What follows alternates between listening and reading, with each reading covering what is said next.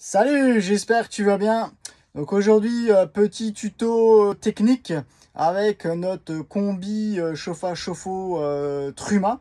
Donc là, sur le modèle qu'on a là, c'est donc un combi diesel qui a une panne. Voilà, un code erreur, donc E122H. Alors, qu'est-ce que c'est? Donc, c'est un défaut donc d'allumage du brûleur qui peut être dû à des petites choses. Allez, bien, allez, on va aller voir, Donc moi j'ai mis la bécane dessus, donc ça aide un petit peu. Donc la plupart du temps, donc la panne E122H peut être due soit maintenant, tu as une coupure au niveau donc, de l'alimentation diesel. Tu peux avoir pas assez de courant électrique qui arrive directement au branchement à l'entrée du chauffage. Donc là, tu prends un petit multimètre et tu regardes.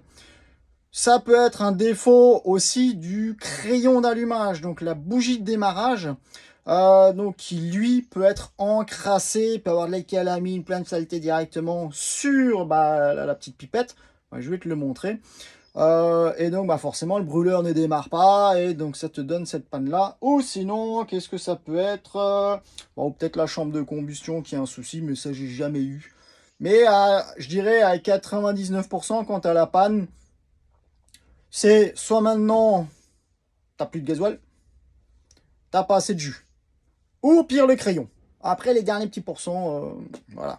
Donc dans mon cas aujourd'hui, c'est le crayon. Donc ce que j'ai fait, j'ai branché, tu vois, l'ordinateur directement dessus. Donc ouais, c'est pas donné à tout le monde de pouvoir brancher un ordi dessus parce que on a un petit appareil nous de chez Truma pour diagnostiquer donc les problèmes. Donc quand tu as des problèmes sérieux, il faut quand même que tu ailles chez ton concessionnaire. Mais on a une petite facilité pour déjà savoir, pour les grands bricoleurs, hein, c'est pas donné à tout le monde. Pour les grands bricoleurs, donc on peut enlever le cache qui protège la carte électronique. On va enlever un connecteur que je vais te montrer. Prendre un multimètre, le mettre sur Home. Pas Home la maison, hein. Home, voilà, la résistance. Voilà, avec le petit, voilà, petit dessin, Home. Et voir effectivement donc la résistance qu'elle a, cette fameuse bougie de préchauffage. Et en conséquence, au cas où, la changer. Je te montre aussi comment changer cette bougie de préchauffage. À bien faire attention, comme dit, si tu as deux mains gauches, ne le fais surtout pas. Après, voilà, tu as quand même des petites infos qui peuvent être pratiques. Voilà. Donc je vais te montrer, déjà, je vais regarder. Moi, je sais que c'est ça, cette panne. Donc je vais démonter le combi, le mettre sur. Je vais improviser un établi et je vais te montrer comment on va mesurer cette résistance au niveau de cette bougie de préchauffage et au cas où comment démonter l'ensemble pour changer la petite pièce défectueuse. Hein. Allez, à tout de suite. Donc pour le démontage, pour le déposer, donc et le mettre en dehors du véhicule, donc petite chose, déjà tu regardes, tu coupes le courant électrique. Parce que si tu as donc du 12 volts sur tes broches et que tu les enlèves et qu'elles se touchent, pac, voilà, ton fusible est d'office pété. Et après, il va falloir enlever les gaines, les vis, tout ce qu'il faut. Pense aussi à vider le ballon d'eau chaude. Donc la petite vanne là, clic, quart de tour, normalement c'est du bleu. Donc voilà, vide bien ton eau. Donc juste le ballon d'eau chaude, on va dire ton réservoir d'eau propre, tu peux le laisser avec de l'eau dedans, là ça ne pose aucun problème.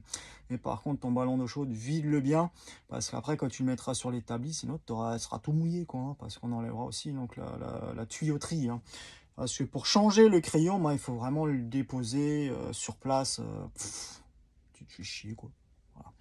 Donc, je le retourne et je te montre ce qu'il faut ouvrir et ainsi de suite. Hein.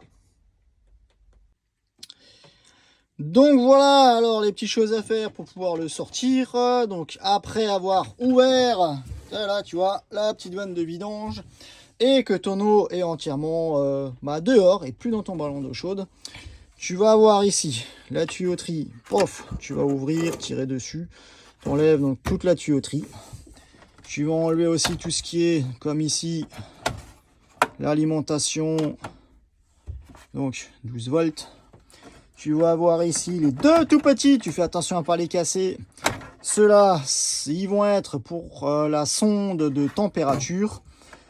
Le petit câble RJ45, lui, il va être relié directement à ton petit panel ou à ta commande donc pour mettre le combiné chauffage-chauffe-eau en fonction. Soit donc chauffage, eau chaude et ainsi de suite. Donc celui-là, il va directement dessus. Et celui-là ici, il va aller directement sur ta bouche d'aération qui va à l'extérieur, qui ramène les gaz brûlés dehors. Et celui-là, là, le dernier, qui est toujours un petit peu dur, voilà. Celui-là, il va aller directement à ta pompe à gasoil. Donc, pour ramener le gasoil directement sur ton chauffage. Voilà.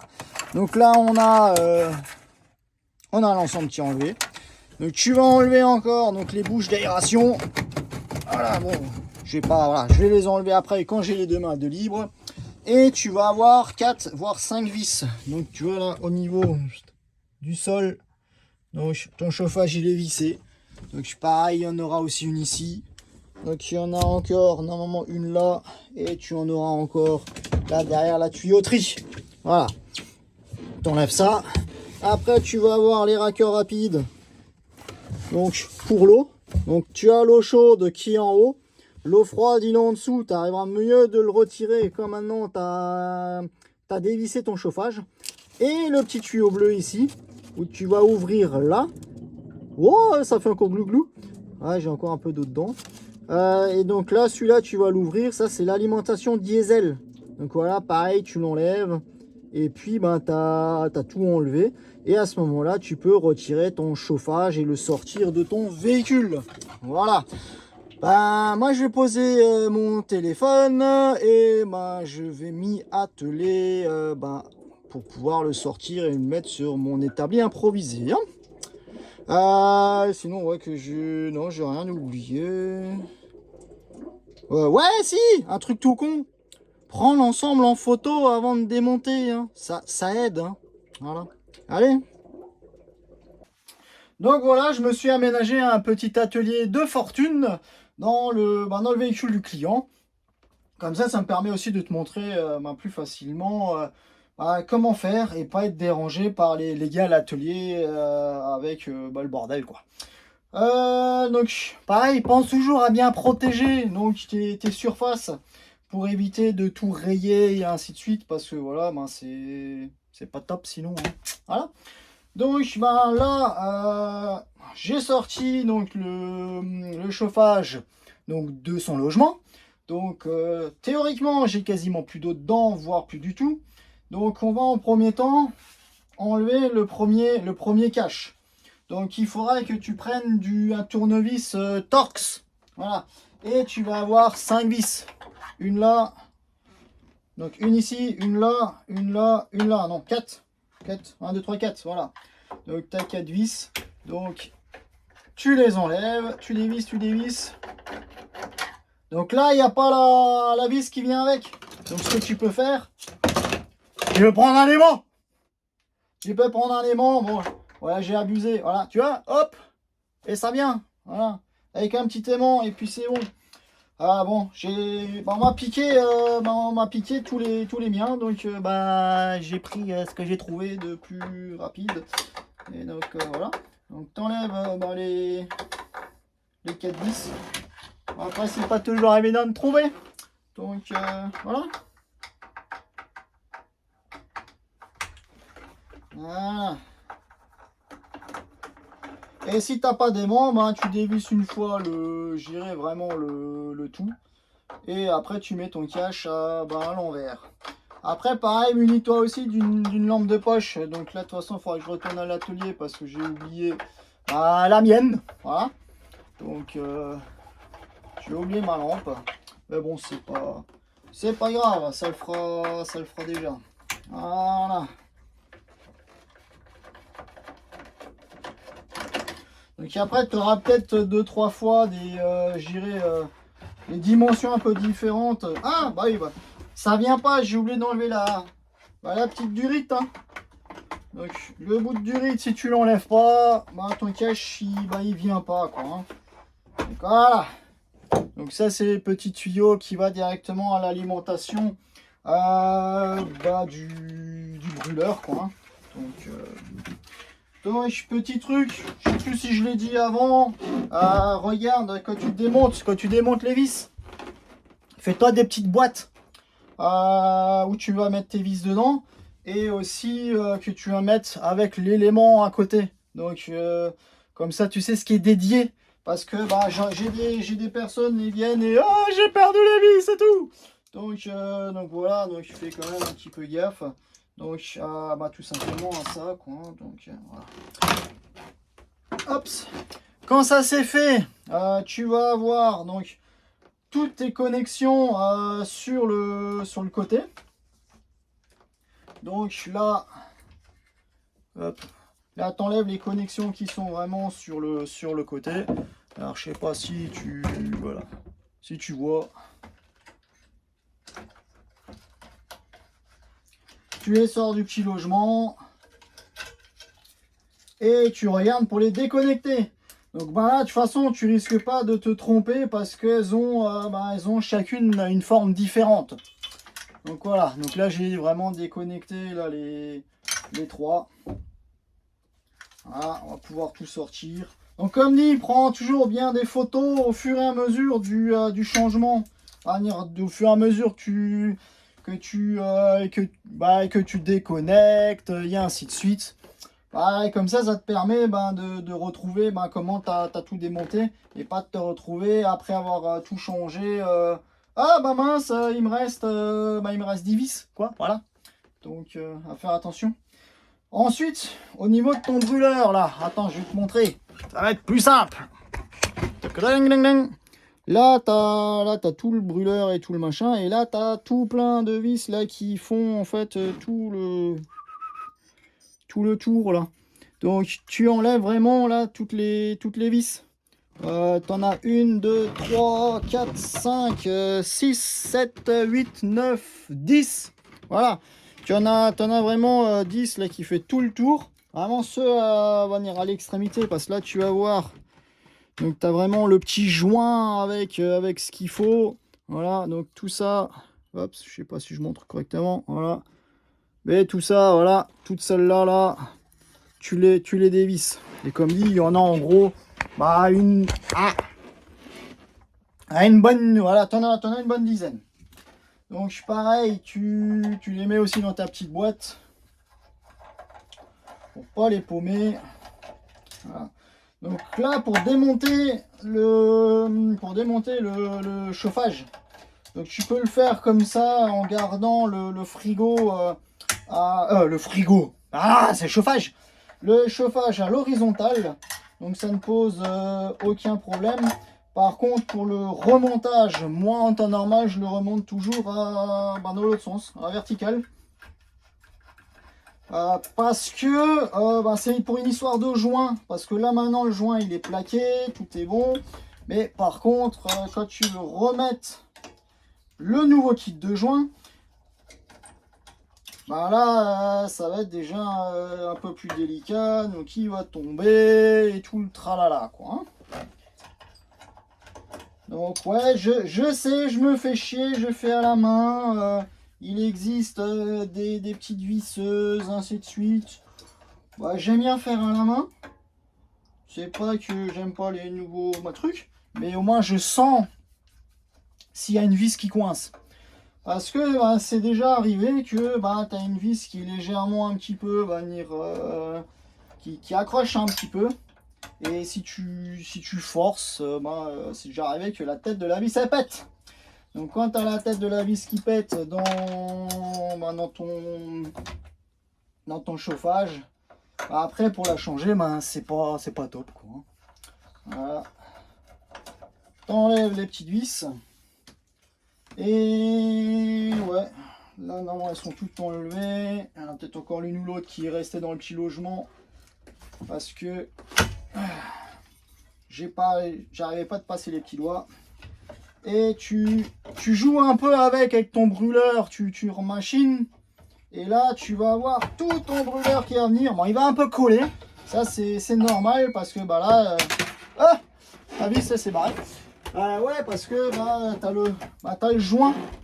Là, regarde. T'as le joint. Bah, tu vois, ça c'est le joint qui va être entre donc la cheminée de combustion, donc le brûleur. Et là, en haut, il y a l'air frais qui arrive. Donc voilà, pour étanchéifier tout le bazar. Et donc bah là, tu vois, bah, il y a de la merde dedans. Bah, tout ça, il faudra regarder. Quand tu as tout démonté et tout, il faudra refaire propre avant de remonter. Hein. Tu ne remontes pas avec la merde. Hein. Donc, il faudra bien penser. Donc, il y a passé le compresseur vraiment va venir à cet endroit-là. Tu passes encore un coup de compresseur vraiment dans la chambre de combustion. Et tu vas avoir peut-être de la merde qui va sortir par ici. Donc, c'est tout à fait normal. Donc, pareil, tu regardes, passe aussi un petit coup de compresseur là-dedans, dans le gros, dans l'autre à côté. Ça va aider. Voilà. Donc, tu peux avoir un peu de suie, un peu de crasse qui va sortir. Ça, c'est tout à fait normal. Donc, pareil, le gros joint, donc il faudra entièrement l'enlever. Tu regardes que tout soit nickel. De toute façon, tu auras un nouveau kit de joint quand tu achètes ton crayon. Donc, à moins que c'est un crayon qui a traîné 1000 ans chez le concessionnaire. Mais tous les kits à l'heure actuelle ont le crayon, donc cette fameuse bougie de préchauffage avec tout un kit de joints. Donc, il faudra changer. Voilà. Donc, toujours bien le faire parce que sinon, si tu le fais pas correctement, pas dans les règles de l'art, j'ai déjà eu le cas des clients qui sont revenus. Ouais, ça sent le diesel dedans, machin, c'est dégueulasse et tout. Ouais, le joint, il n'était pas à la bonne place. Ou sinon, le joint, il n'était pas bien placé. Et donc, où de la merde entre. Donc, forcément, tu as toutes les odeurs à l'intérieur. Voilà. Donc là, je vais voir, je vais déposer mon chauffage. Je vais le mettre de côté. Je vais regarder, je vais le nettoyer, tout ça, passer mon coup de compresseur. Et je vais te montrer le brûleur, à quoi il ressemble et ce qu'il faut démonter. Donc là, tu as ton petit brûleur. Donc là, tu as un petit joint. Soit il est resté sur ton brûleur, soit il est resté sur ton chauffage. Donc à retirer. Et là, tu as donc toutes les petites vis. Donc tu as 1, 2, 3, 4 vis sur la partie noire. Et tu as 4 vis aussi sur la partie inox. Tu regardes, t'enlèves les 4. Donc là, on ouvre vraiment entièrement le brûleur. Hein. Voilà. Où tu as la bougie de préchauffage, tu as là aussi où le diesel rentre dedans, et des petites sondes, et puis voilà.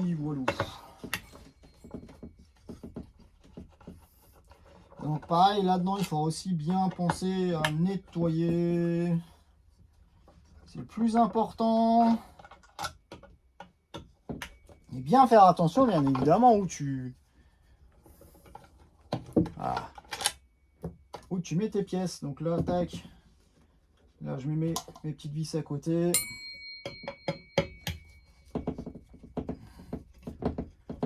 Voilà.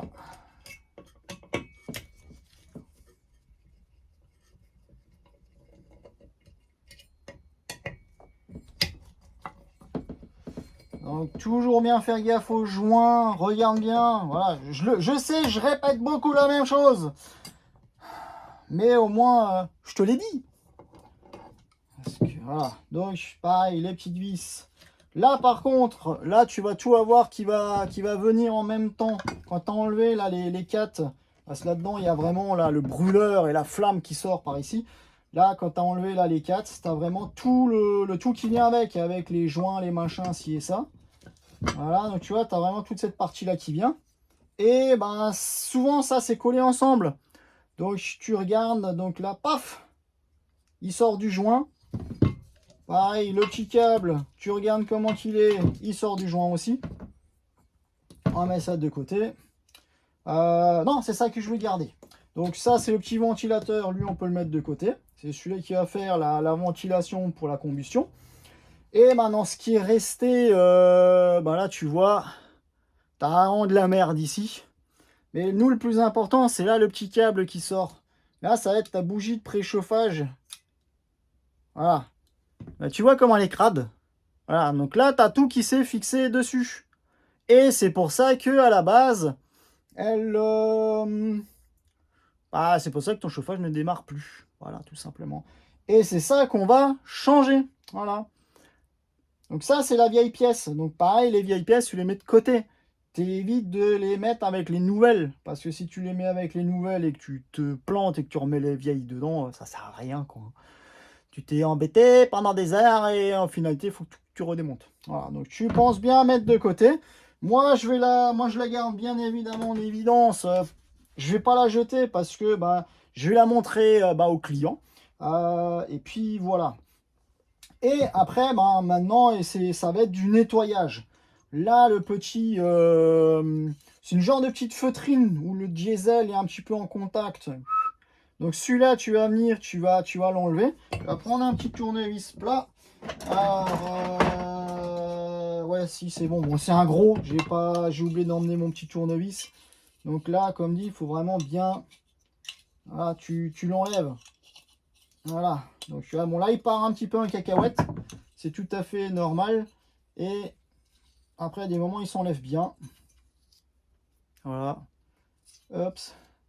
Donc tout ça, avec l'ongle, avec un tournevis sans tout rayer. Voilà, tu vois, ça c'est comme ça, c'est bon. Voilà. Pareil, un coup de compresseur partout. Hein. Voilà, petite soufflette un peu partout. Comme ça, c'est nickel chrome. Hop. Ton brûleur, là pareil. Enfin, la chambre de combustion. T'enlèves le joint. Hop. Le vieux joint, enlevé, poubelle. Et là, tu vas voir, il va rester une... Attends, je te remonte. Voilà, je sais pas si tu vois. Voilà, là, tu vois. Là, il reste deux marques. C'est de l'ancien joint. Soit tu arrives avec l'ongle. Oh, voici, ça va. Si tu as un peu des ongles, tu le fais. Sinon, tu demandes ta femme. Elle en a peut-être. Quand tu es en mode tigresse. Et puis, ou sinon, tu prends un cutter ou vraiment, on va dire une petite lame ou un truc comme ça, on va dire qui ne raye pas, un strapper ou un truc comme ça, pour bien nettoyer. Et là, pareil, je vais passer le complet au compresseur. Donc pareil, le petit joint aussi, lui, tu l'enlèves. Je vais passer tout ça au compresseur. Je te rejoins quand tout est propre pour le remontage. Voilà. Donc voilà, tout est nettoyé. J'ai refait un petit check de l'ensemble pour voir si tout est bon. Donc quand tu as tout bien nettoyé, ainsi de suite, tu prends ton kit. Donc voilà, donc ça c'est un kit complet où tu vas retrouver les joints divers et variés qu'il faut pour tout le remontage. Donc là c'est... Et bien évidemment ta nouvelle sonde. Voilà, tu vas voir la différence. Tadam, voilà. Celle-là, tu vois, elle est toute neuve et elle a des petites stries. Donc tu vois que c'est le tout nouveau modèle. Que celle-là, elle est toute cracra et elle n'a pas les petites stries. Donc c'est l'ancien modèle. Voilà. Donc ils ont renforcé un petit peu donc la petite pièce. Donc ça c'est pas mal. Donc, ça peut arriver, comme dit, je sais plus si je l'ai dit, ça peut arriver, soit mauvais diesel, donc forcément il s'encrasse. L'humidité que tu peux aussi avoir dans ton réservoir à gasoil. Donc, quand tu stockes ton véhicule, regarde toujours qu'il soit avec le plein ou quasiment le plein pour vraiment limiter la condensation, l'humidité, l'eau dans ton réservoir à gasoil, pour limiter ce genre de choses. Après, voilà, moi je mets maintenant du bon diesel je dirais de station-service. Voilà, je vais pas faire de pub, mais voilà, j'évite les grandes surfaces parce que voilà, souvent tu as un petit peu plus d'impureté et un peu moins de bonne qualité. Après, ça reste un débat partagé, il y en a qui disent c'est la connerie ou pas. À toi de voir, hein. On va pas polémiquer aujourd'hui sur ça, c'est pas le but du tuto. C'est juste le tuto, c'est pour le changer et réparer ton chauffage. Voilà, donc, et pareil, en hiver, tu as des clients qui viennent et qui mettent le chauffage au minimum sur 5 degrés et qui, parce que voilà, ils n'ont pas envie d'enlever l'eau, toutes leurs affaires pour éviter que ça gèle. Évite ça, parce que déjà, tu vas créer de la condensation dans ton véhicule. Ton brûleur, il va s'encrasser parce qu'il tourne pas correctement, parce qu'il est toujours au ralenti. Donc c'est pour ça que l'hiver, tu coupes ton chauffage, tu mets vraiment l'hivernage, tu fais tout ce qu'il faut faire pour qu'il puisse bien passer l'hiver. Et puis déjà, tu limites aussi ces petits problèmes-là. Et pareil, petite chose aussi que tu peux faire en plus comme entretien, c'est une fois au cas où, tous les 2-3 mois, tu mets ton chauffage à fond, à température 30 degrés, et tu laisses tourner entre 2 à 4 heures. Pour vraiment que le brûleur, il carbure, il chauffe vraiment, que la cheminée puisse aussi venir enlever toute la petite saloperie. C'est comme quand tu as une voiture diesel qui est encrassée, on te dit de rouler avec une ou deux vitesses, je dirais, inférieures pour que le moteur il ne tourne plus et que ça brûle les impuretés. Là, ça va être exactement donc la même chose. Alors tu vas me dire, tout le prix de diesel. Oui, mais ça restera toujours moins cher que de changer ton bazar. Là, le kit que tu vas acheter, il va tourner aux alentours des 300 euros. Donc voilà, sans la main d'œuvre. Hein. Donc voilà, donc au cas où, voilà. Et pareil, moi ce que je fais toujours, j'ouvre toutes les fenêtres, les lanterneaux et tout. Parce que comme ça, au moins, on est sûr que le chauffage il tourne en continu pendant nos 2 à 4 heures et qui nettoie correctement. Quoi, hein. Voilà, ça c'est le petit truc que tu peux faire en plus. Après, les questions qu'on m'a déjà posées, c'est ouais, est-ce que je peux mettre un additif, machin, ci et ça?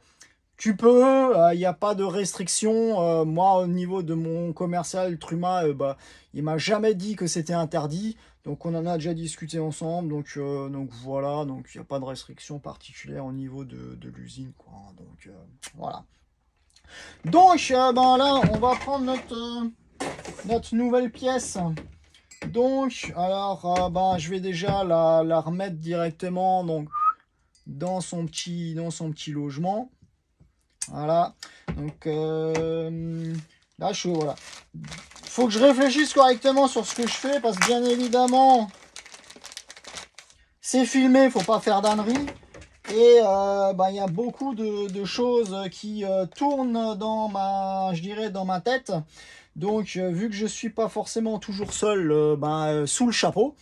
Donc, entre ce que je dois faire, ce que je dois penser, donc là pareil, tu remets ton petit joint avec la double lèvre, moi je le remets directement en place, donc ça c'est bon, tu peux le remettre directement de nouveau dans ton logement, de préférence dans le bon sens, c'est mieux, donc c'est pour ça l'intérêt de toujours prendre des photos.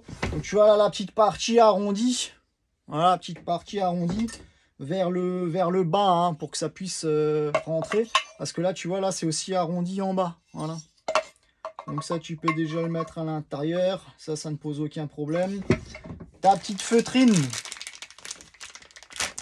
voilà, bon quand tu ouvres les sacs hein, t'évites de tout casser, donc ta petite feutrine tu la remets de nouveau bien au fond là, comme ça on est bon. Ça c'est un truc que j'ai jamais compris. Il t'envoie un nouveau petit joint pour changer celui-là.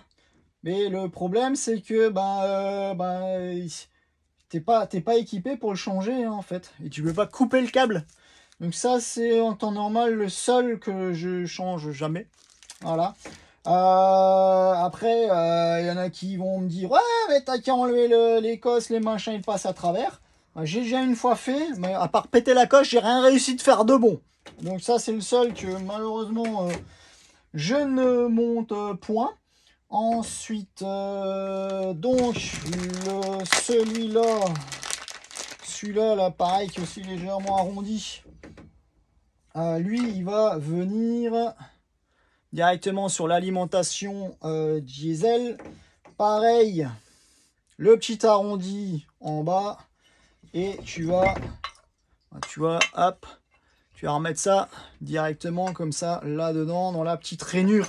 Donc fais bien attention à la petite rainure. Donc là, pareil, tu as le celui-là, donc de la bougie aussi qui va bien rentrer dans la petite fente. Hein. Tu regardes, tu revérifies bien. Et quand ça c'est fait, alors là on avait quoi? On avait 4 vis. Donc c'est toujours bien de bien dissocier chaque vis.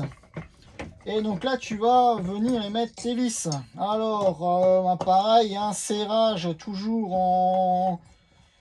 J'irai un peu en croix. Hein. Après, à toi de voir, suivant l'habitude que tu as. Donc, il n'y a pas de méthode, je dirais, optimale. On n'est pas sur des roues. Hein. Des roues, effectivement, c'est en croix. Là, je le fais toujours. Voilà. Et là, tu serres. Du moment que ça devient dur, ben, tu t'arrêtes. Hein. Bon, théoriquement, il faut une clé dynamométrique. Il n'y a pas tout le monde qui en a. Hein. Même moi, je n'ai... bon, pour le boulot, j'ai une clé dynamométrique. Mais chez moi à la maison, j'en ai pas non plus. Donc voilà. Ensuite, il faudra remettre de nouveau là le petit câble à travers. Donc là, le petit joint. Donc tu remets de nouveau ça correctement. Donc, toujours le petit arrondi, comme dit, vers le bas. Voilà, avec la petite protection.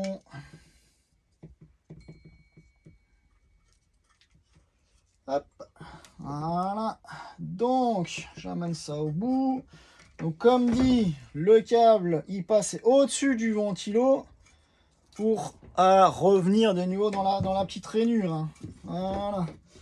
Là, c'est pas toujours évident.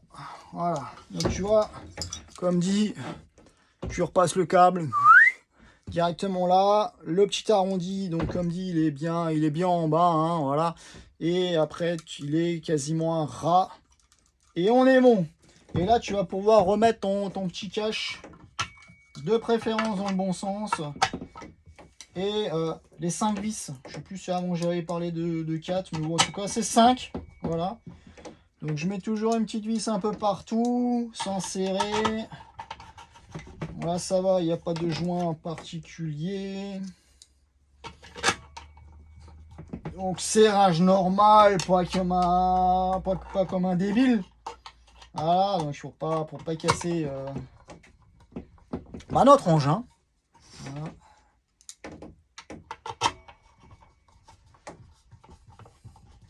Et donc là,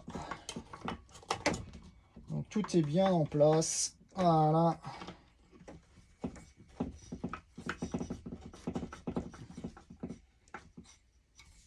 Ouais, donc c'est un peu la discussion qu'on avait à gérer à midi avec les collègues. S'il y en a, ouais, tout, tu fais des tutos, machin, explicatif, ça va tuer le métier et tout. Ah non, ça va pas tuer le métier parce que de toute façon, le gars qui veut le faire lui-même, il ira quand même pas dans la concession. Hein. Après, il n'y a pas tout qu'on peut laisser aux clients faire. Parce que voilà, t'as pas tout le monde qui est équipé avec l'ordi de diagnostic et ainsi de suite. Après, c'est toujours pareil, tout dépend de comment t'es venir à la base avec ton concessionnaire. Moi, je suis relativement lâche là-dessus, c'est que j'ai des clients à qui je m'entends très bien, qui sont très bricoleurs, ils me disent ouais, écoute, je voudrais le faire moi-même, machin et tout, comment je peux faire? Bah ça m'arrive que voilà, je loue l'atelier, c'est un grand mot, mais j'organise avec le client, bah écoute, si tu viens tel et tel jour, je suis là, on te laisse une place à l'atelier, donc tu prends le matos chez nous et on est derrière et on t'explique comment faire. Et en finalité, le client va être super content parce qu'il aura fait lui-même en fait son montage d'accessoires, sa réparation, ainsi de suite. Il va payer ses accessoires, normal. Et il va au cas où on lui fait un petit forfait du temps qu'on a passé, va venir avec lui pour le conseiller, ainsi de suite. Donc déjà, ça lui permet de faire lui-même. Et de l'autre part, venir réduire un petit peu les coûts de réparation, de montage et tout ça. Mais que ça soit fait dans les règles de l'art. Donc, enfin, en tout cas, par rapport à mon expérience, et que ça soit fait correctement, et voilà, il a pu faire lui-même, et puis voilà.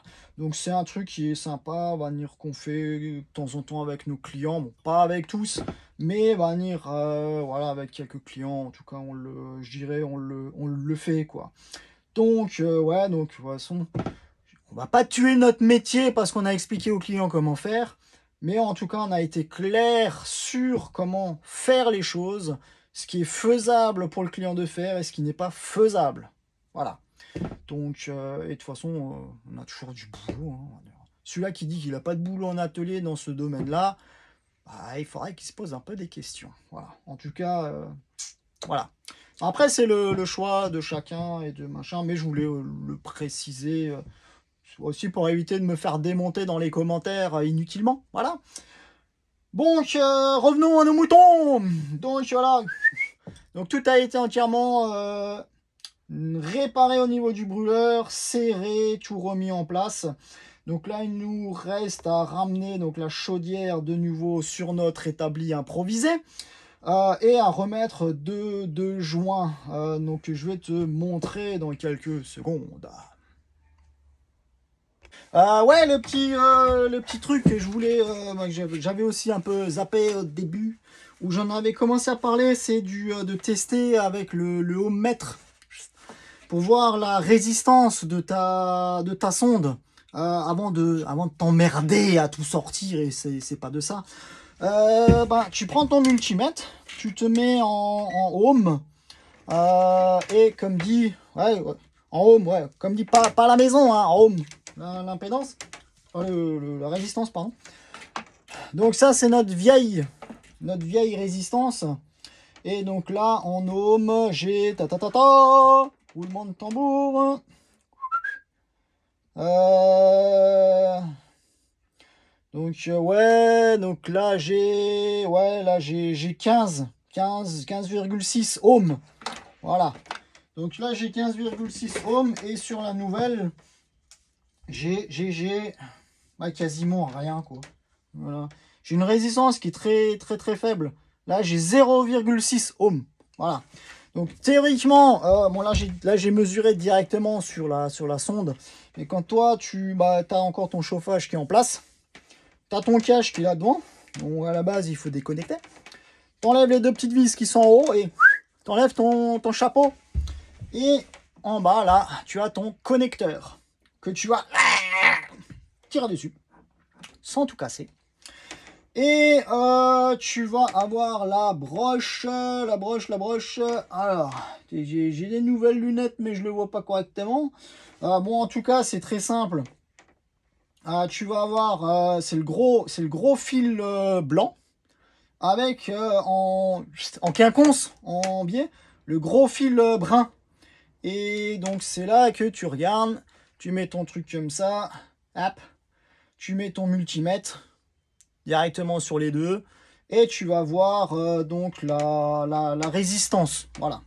Donc tu vas voir effectivement, on va dire combien ta sonde t'indique. Et théoriquement, c'est comme ça que tu vas savoir si il faut changer ta sonde ou pas, quoi. Bon, après, si c'est sûr, en tant que professionnel avec l'ordinateur et tout, on a plus ou moins l'ordi qui nous le dit, donc c'est un peu plus simple. Mais en tout cas, c'est sur cette grosse broche que c'est indiqué. Et je vais regarder, je vais reprendre, parce que là, bon, je suis à l'autre bout du terrain. Donc je vais regarder, je vais te reprendre la référence qui me dit sur l'ordi, donc pour la mesure. Et je la communique après. Voilà. Ouais, tu sais, je te fais des petits bouts par petits bouts. Donc voilà. Mais bon, moi, tu as toutes les infos, pas forcément dans l'ordre. Ouais, parce qu'après, au fur et à mesure, il y a des choses qui arrivent là sous le chapeau, et que j'ai peut-être pas forcément pensé à te dire avant. C'est de l'improvisé, hein, c'est du freestyle. Donc voilà. Donc en tout cas, comme je te disais auparavant, tac, je l'ai retourné. Et là, je ne vais pas mettre le joint. Donc là, ce que je vais faire, je vais le tourner dans l'autre sens. Et on va remettre les joints. Et je te reprends tout de suite, hein. Voilà, comme ça, on va voir de part en haut, hein. Comme ça, tu auras un autre angle de vision. Voilà, c'est ce qu'il faut faire dans la vie. À toutes. Donc, le voilà dans un autre sens. Donc, tu regardes que l'ensemble, j'ai encore un petit peu de saleté. Voilà. Tu regardes que l'ensemble soit bien nickel chrome. Là, tu vas voir ton petit joint. Hein, bien évidemment, tu le mets dans la petite rainure. Donc, bien en place, tu regardes, tu fais tout le petit tour et tout, comme ça, tout soit bien nickel. Et là, après, tu as celui-là en carton, là. Il faut ouvrir. Fallait pas le jeter avant, hein. Mais dedans, hop, je vais l'ouvrir. Et dedans, tu as encore un autre joint. Tu as un joint en, je sais plus comment ça s'appelle. Et tu as un joint un peu particulier. Voilà, donc qui résiste aussi à la chaleur. Et pareil, tu le remets bien en place, comme on a ici. Voilà. Quand tout est bien nickel chrome en place, tu revérifies aussi que tout ton brûleur il soit bien propre. Et tu vas remettre ça, donc tu fais bien gaffe. Donc moi, à force de parler, il faut que je fasse gaffe aussi. Tu le rentres bien dedans. Voilà. Et à ce moment-là, tu vas reprendre tes vis. Alors là, moi je les avais par terre, dans ma petite boîte. Et tu vas reprendre les vis. Et tu vas refaire le tour. Et tu vas de nouveau toutes les remettre au fur et à mesure. Donc comme dit, moi je les rentre au fur et à mesure. Et après, je les serre bien. Donc le fait de mettre le chauffage comme ça, c'est que là au moins tu es sûr que ton joint il est bien à plat. Parce que si tu le fais donc dans l'autre sens, donc ton chauffage à la verticale, t'as tout qui va tomber. Voilà. Bon là pour le tuto c'est pas trop drôle parce que là j'ai la tête dans le lit. Voilà, mais au moins tu vois. Voilà. Après, bien faire attention que toutes les vis soient en place, au bon endroit, que tu n'en as pas une qui tombe quelque part. Voilà. Que si tu as une barbe comme moi, qu'elle se coince pas quelque part non plus. Et que tu as serré le chauffage à fond, et que tu as le barbe qui est dans le chauffage. Et qu'après, tu es obligé de tout dévisser, quoi. Bon, ça va, il n'est pas si long que ça, mais voilà. Et donc tu regardes, tu fais bien le tour du tout. Voilà. Oh, là, voilà, là je l'ai fait. Là je l'ai revérifié. Ouais, je l'ai fait quand même un après l'autre. Bon, après là, ça y a un peu moins d'importance. Après, comme je t'ai dit, c'est à chacun de voir. Hein. On va pas s'attarder là-dessus. Donc pareil, pas serré comme un débile. Hein. Tu serres normal. De toute façon, tu vas voir le joint, il va se comprimer, quoi. Hein.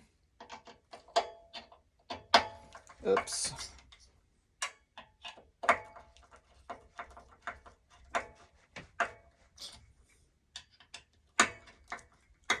Et par principe de sécurité, je refais de nouveau le tour de chaque vis. Pour être sûr que j'en ai pas oublié une. Voilà. Oups. Quand ça c'est fait, quand tu as fait toutes tes vis, tu vas regarder, tu vas remettre de nouveau tes connecteurs donc en place. De nouveau dans son logement. Voilà. Donc là, les branchements, de nouveau dans le bon sens, hein, de préférence. Théoriquement, tu as tout pris en photo. Et de toute façon, tu risques pas de te planter parce que chacun a une dimension différente. Voilà. Alors, oups. Tu les remets de nouveau.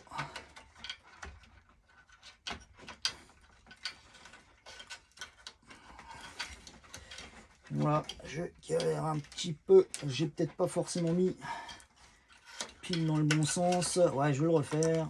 Oups.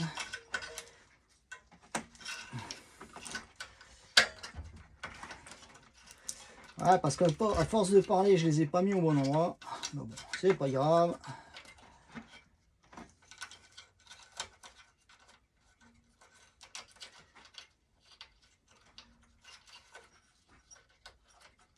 Voilà. Tu regardes que les câbles soient de nouveau bien sur le côté. Et après, tu remets de nouveau ton cache. Voilà, ton grand cache qui est calé dessus. Voilà.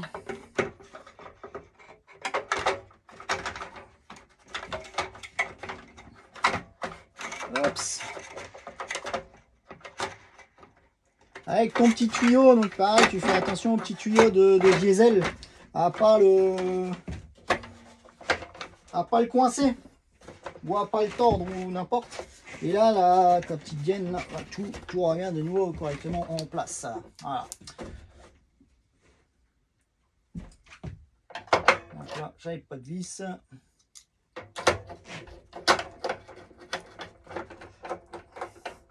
Et après, on va dire, le fait de le faire comme ça par le haut, ça va aussi te permettre que la vis, elle rentre bien dans le bon sens. Alors, il y en avait une qui était restée, je sais plus laquelle. J'avais pas réussi d'enlever. Bon, on va le faire après. Hops, voilà. Et quand tu as remis comme ça toutes tes vis, bah, tout est bon. Tu vas pouvoir remettre de nouveau ton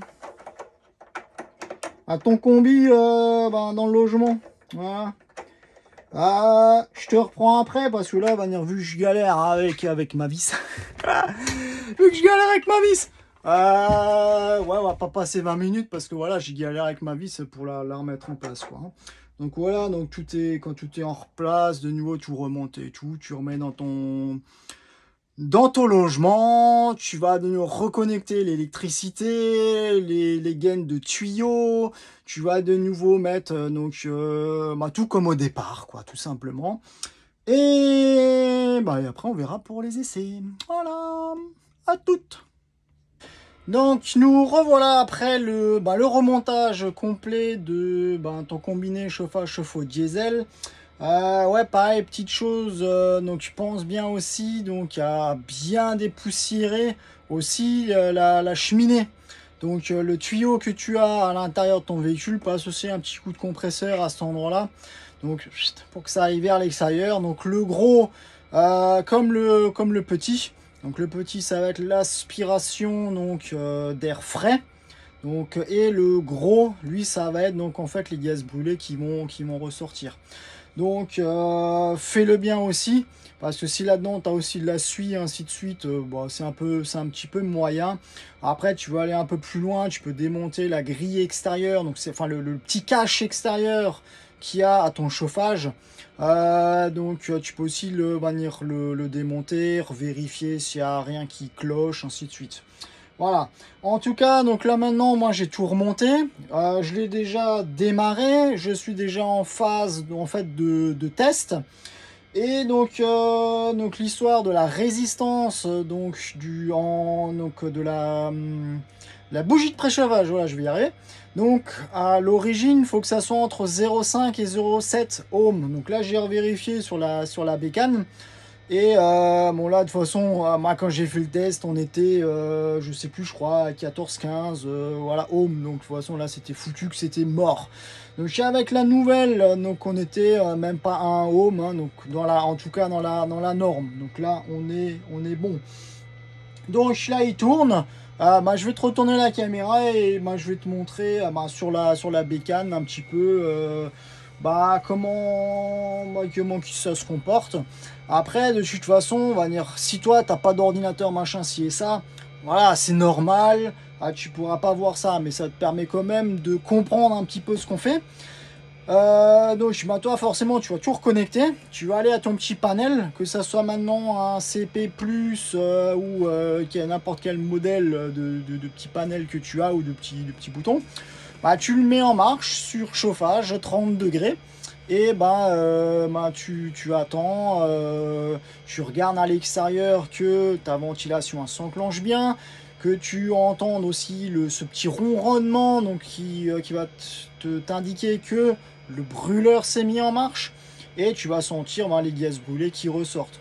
Tu regardes au cas où que tes fenêtres soient fermées et tu te mets à un moment donné dedans pour aussi voir si tu n'as pas une odeur particulière à l'intérieur que tu n'avais pas avant. Voilà, pour être sûr que ton étanchéité avec les petits joints ils sont tous bons et que tu as tout remis correctement en place.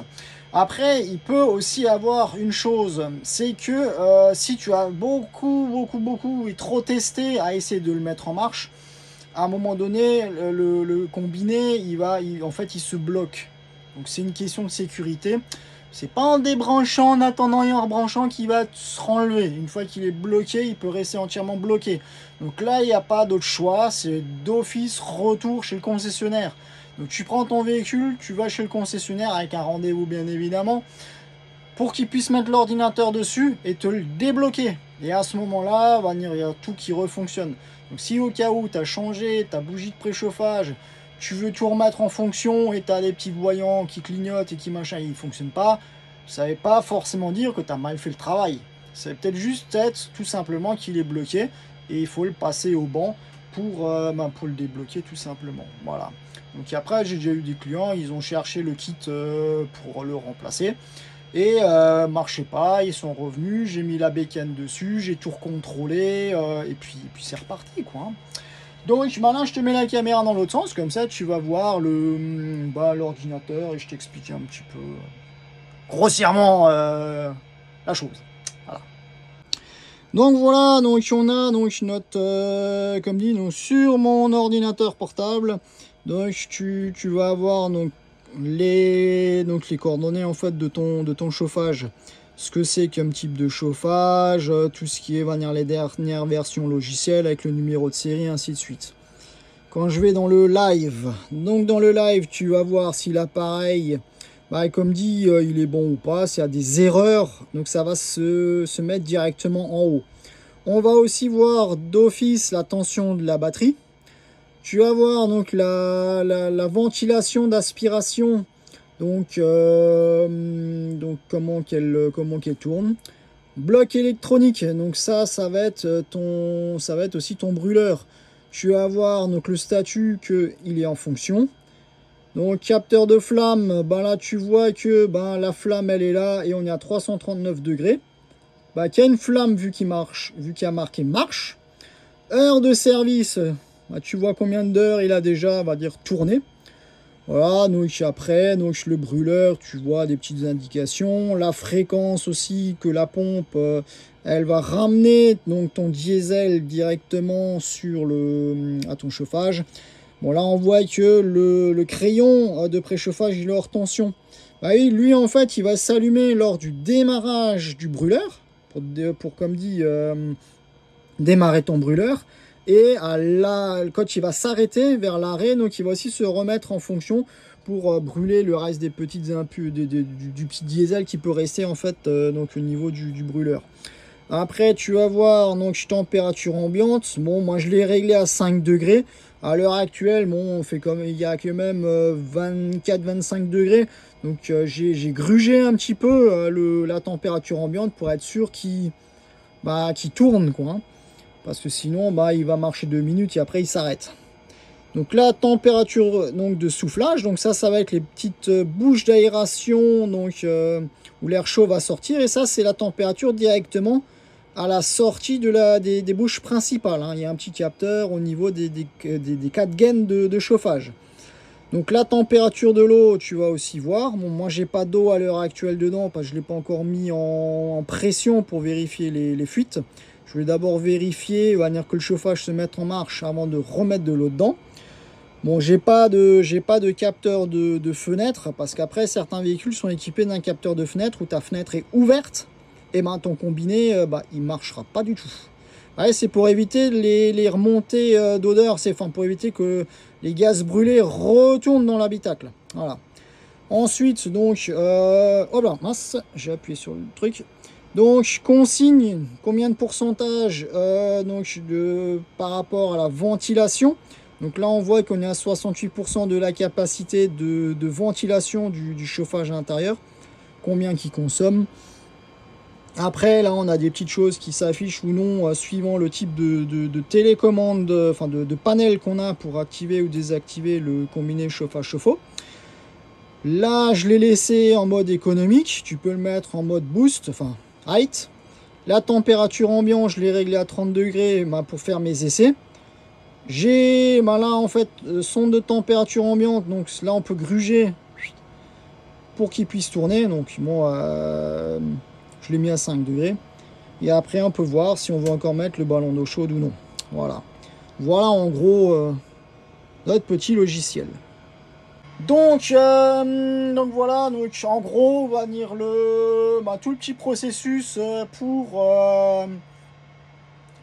déterminer donc la panne donc E122H, voir comment faire pour remplacer ce crayon de préchauffage si effectivement c'est lui qui est défectueux.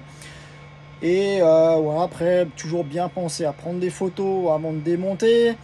Pendant le démontage, tout remettre tout bien en place, refaire les essais, sois méticuleux, ne fais pas en plein stress parce que sinon tu feras de la merde. Voilà, donc tranquillou. J'espère que ce petit tuto t'aura un petit peu aidé dans les différentes petites choses. Après, comme dit, si t'es pas sûr, va chez ton concessionnaire, regarde avec lui. Si c'est un bon concessionnaire, il va t'aider, il va regarder pour que ça puisse à nouveau fonctionner. Voilà, soit t'aider à ce que toi tu puisses le faire, soit il va te le faire. Voilà, après voilà, vous arrangez déjà entre vous. Voilà, mais en tout cas, tu sais maintenant à peu près comment que ça fonctionne, comment qu'il faut faire. Voilà, au départ, bien éliminer les différentes pannes possibles. Donc comme dit, je le répète, qu'il y ait toujours du gasoil dans le réservoir gasoil, ça serait quand même mieux. Si tu arrives chez le concessionnaire et ça marche pas et en finalité tu n'avais pas de gasoil, ce serait un peu ballot, hein, quoi. Donc ça, d'une part, vérifie que tu n'as pas de gasoil qui coule sous le véhicule, parce que j'ai déjà eu le cas où maintenant une martre a bouffé la durite, ou même une durite qui se déconnecte. Donc si tu vois du gasoil qui coule sous le véhicule, c'est peut-être ça ta panne. Regarde que tu aies assez de courant électrique, que tu sois maintenant, soit tu fais les essais en faisant tourner le moteur, en étant branché électriquement, ça va aussi aider. Regarde que tu es correctement un peu plus que 12 volts qui arrive au niveau du branchement directement sur le chauffage.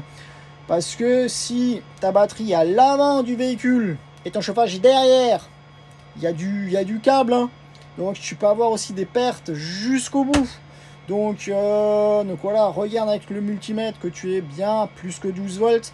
Quand tu le mets en marche, que tu restes toujours au-dessus de 12 volts, si tu descends à 8 volts, là forcément il va se mettre en sécurité parce qu'il n'a pas la tension suffisante. Voilà, après c'est plein de petits trucs, moi je t'explique enfin, mais voilà.